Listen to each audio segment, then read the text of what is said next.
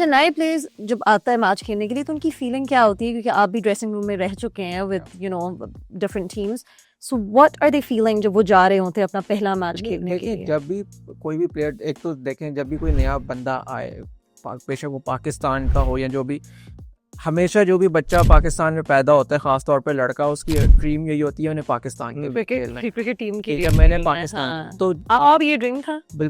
बिल्कुल था, लेकिन thankfully I never pursued it. There he's thanking his lucky stars.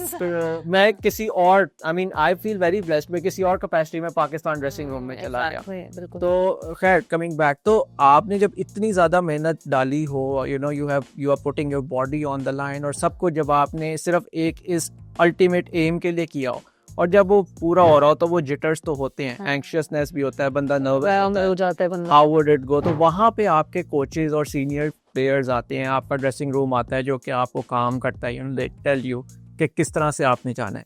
And then again, एक बात मैंने पहले भी कही थी, यहाँ पे बड़ा इंपॉर्टेंट होता है कि आप अपने यंगस्टर्स को उन कंडीशंस में खिलाएं जो उनको सूट करती हैं, आप उनको डेब्यू उन कंडीशंस में कराएं, ना कि आप सारी रिस्पॉन्सिबिलिटी अपनी यंगस्टर्स के ऊपर या डेब्यूटेंट्स के ऊपर डाल दें, जो कि हमने पिछले 2-3 साल में बहुत ज़्यादा होते देखे हैं कि आपके बैटर्स जो हैं वो न्यूजीलैंड जाके डेब्यू कर रहे हैं, फास्ट बॉलर जो है वो रावलपिंडी की डेड विकेट पे बॉलिंग कर रहा है, वो नहीं होना चाहिए।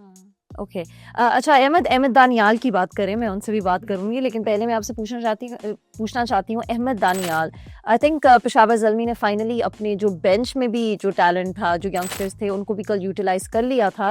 अहमद दानियाल ने बल्कि बहुत अच्छी बॉलिंग कराई, उन्हें काफ़ी लिमिट कर दिया था इस्लामाबाद यूनाइटेड को, जब वो चेस करने जा रहे थे 29 रन कंसीड किए, एक विकेट भी ली।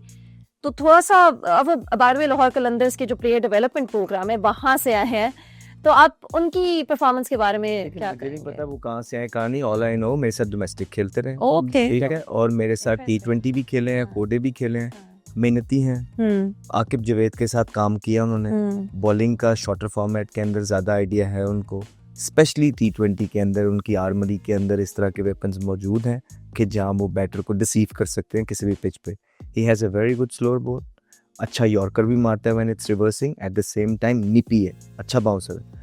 आई don't know where he standing, because last time मैंने उनको 1 साल पहले देखा था मेरे साथ जब खेल रहे थे, 1-1.5 साल पहले, बट कल जब मैंने उनकी बॉलिंग देखी है, अच्छे रिदम के अंदर नज़र आ रहे हैं। ऐसे प्लेयर्स को अपॉर्चुनिटीज़ की ज़रूरत होती है, there is potential, but at the same time वो पोटेंशियल में, जिस तरह अभी आपने बोला ना, वो ओवन आए थे, चले नहीं, तो बाबर भी तो नहीं चल रहे 3 साल से, ओवन का एक मैच में सबको इस टाइम पे आएगा जी, आपने कहा उनका पहला मैच था, हाँ चले नहीं, वो जी फलाने को खिला लिया, वो साहिबजादा फरहान को 3 मैच ऑस्ट्रेलिया में दे दिए, वो चले नहीं, वो मटेरियल नहीं लग रहे। जी तैयब ताहिर मटेरियल नहीं है जी इरफान, तो ये जो ये चलाता कौन है ये सारी खबरें, ये वही कैंपेन्स चलाती हैं जो हमारे प्लेयर्स को अपने जो पैसे मिल रहे थे अपने आप को ग्रूम करने के लिए, वो सारी कैंपेन्स के लिए चले।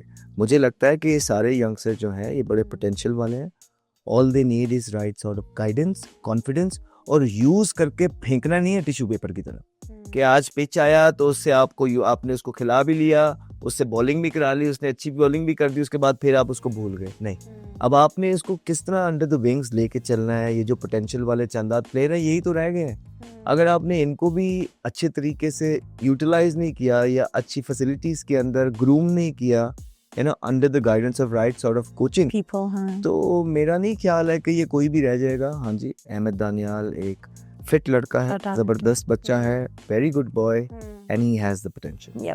अच्छा Ehsan, I want to ask you, जिस तरह अहमद ने अभी कहा कि आकिब जावेद प्लेयर डेवलपमेंट में बहुत बड़ा रोल प्ले करते हैं, हमने हारिस रऊफ के साथ भी देखा, वो उनको टेप बॉल से हार्ड बॉल की तरफ लेके आए, और अली रज़ा की भी हम कल बात कर रहे थे कि उनको भी, आपको लगता है कि आकिब जावेद जैसा मेंटर मिलना चाहिए ताकि वो आगे जाके सस्टेनेबल रह सके?